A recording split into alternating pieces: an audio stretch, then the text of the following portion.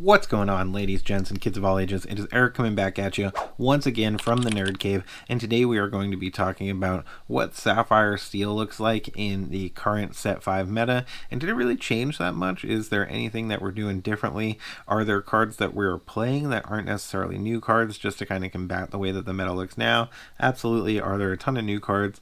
Not as much. So stick around, see what I think Sapphire Steel should look like in the current meta. Big shout out as always to our Patreons who make the giveaways on the channel possible, who support us and chat with us behind the scenes. Thank you to anybody who jumps over there, who votes in the polls on new deck lists that are going to come out. Definitely stick around. There's going to be more to come there. We just did a giveaway there, so that was a lot of fun. But again, without any further ado, let's go ahead and jump into Sapphire Steel.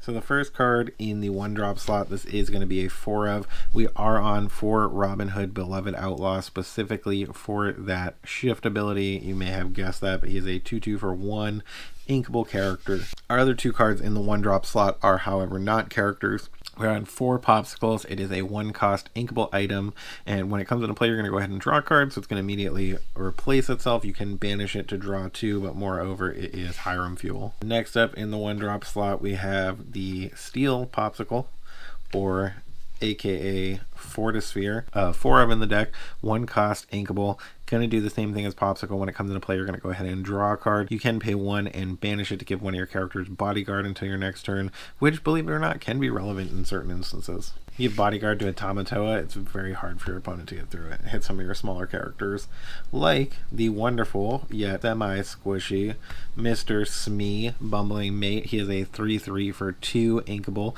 quest for 2, and at the end of your turn, he is going to take 1 damage if you don't have a captain character in play. So potentially he is only going to last a couple turns, but they're 2 turns of glory. Next up in the 2-cost slot, we are only on 3 of these in this particular build. We do have 3 1-jump ahead. It is an action song. Put the top card of your deck in your inkwell face down and exerted, so it's just going to be ramping you in the early game, getting you to those 4 or 5 plus cost characters even quicker.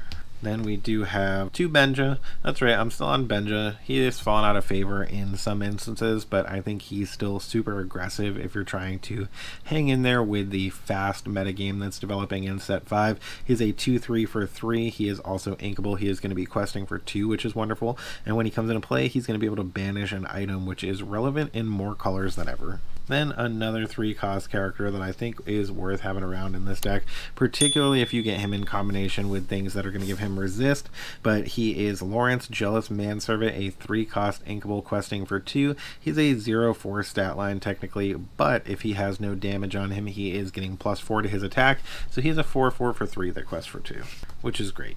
And like I said, if you can give him resist, even better. Another 2 of in the 3-drop slot, we do have 2 Pete Games Referee. I think any of these characters could be bumped up or down as you see fit to kind of tweak it to your liking. One of the few characters from the new set coming to show his face here. He is a 3-cost inkable 3/3 character, so fantastic stat line. He is going to be questing for 1, and when you play this character, your opponents just straight up can't play actions during their next turn. So you can really slow things down, prevent something like a Be Prepared when it's going to be relevant for them, and potentially give yourself an additional turn to quest. Then part of the reason we are only on 2 1-jump aheads, we do have 3 Mickey Mouse Detectives, a 1/3 for 3, questing for 1, and when you play this character, you may put the top card of your deck into your inkwell face down and exerted. So kind of doing the same thing as 1-jump ahead, but on a character, so he is going to help you keep the lore pressure on in the early game. Then another 3-cost uninkable, we are on 2 of these, is Let the Storm Rage On. Going to go ahead and be a singable action, which is great with some of those 3-cost characters to deal 2 damage to an opposing character and let you draw a card. Great way to keep the pressure on and kind of control the field in front of you. Then, as always in Sapphire, particularly in Sapphire Steel, because you are looking at ramping quickly and you're not always worried about keeping cards in your hand depending on what you may be playing into, but you do have a 3-cost inkable in Fishbone Quill, and you're going to be able to go ahead and exert this item and put any card from your hand into your inkwell face down and ready to use. So you're getting an extra ready to use ink in real time, and also you're going to be able to ink uninkables with this card because it says any card, doesn't have to be an inkable. inkable card, and you don't have to reveal it, so keep that in mind. Next up, jumping over to the 4-drop slot, we do have 2 Belle Strangewit specials, a 2/4 character, so she does die to things like Brawl if you do end up in that Ruby matchup, which is a bummer.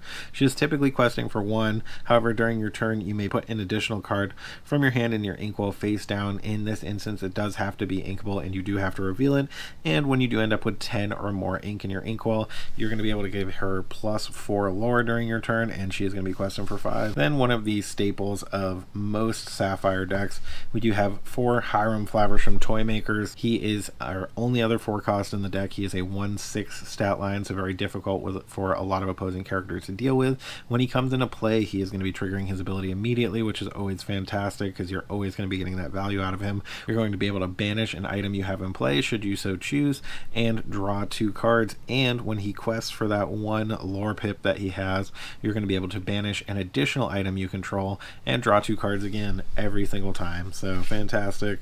Hiram Flaversham, always a staple for Sapphire, except for Sapphire Emerald. If you haven't seen that deck list, definitely go check it out. That deck was a lot of fun to build. Next up, we do have 4 Robin Hood, again as the shift onto the small Robin Hood. 4 Robin Hood, Champion of Sherwood, 5 cost, inkable. He is a 3/6 stat line, questing for 2, shifting for 3, which is great to be able to go ahead and sing some of our higher cost songs. And during your turn, whenever this character banishes another character in a challenge, you're going to be able to gain 2 lore. So even if he's banishing an opposing character in a challenge and not questing, you're still going to be able to get that lore out of him. And when this character is banished in a challenge, you may draw a card, so he's going to be replacing himself when they do eventually banish him, unless they're doing something like banishing him with direct removal or getting him into your inkwell with something like Hades or Let It Go. One of the cards that makes Lawrence and Smee oh so good in this deck is Cogsworth, a 2/5 for 5 inkable character. Quest for 2, but you're typically not going to be questing with him simply because he does have ward. He is a shift 3, but we're not going to be shifting him onto anything in this deck, and your other characters are going to gain resist +1. So typically looking at putting Cogsworth down and him having ward to protect him from any direct removal, and then not questing in with him so he can just continue to give your other characters resist +1, preventing Smee from taking damage, potentially preventing Lawrence from taking damage, and keeping him with an attack. Then first up in the 5 cost songs, we do have 2 Grab Your Swords, an action song going to be singable by Cogsworth when it's relevant, or more likely by Robin Hood, potentially with a shift. When you play this, you're going to deal 2 damage to each opposing character, which is great. The main card you want to be singing with that Robin Hood, potentially early if you can get that Fishbone Quill down, ink all of your hand, is going to be A Whole New World. It is a 5 cost uninkable song.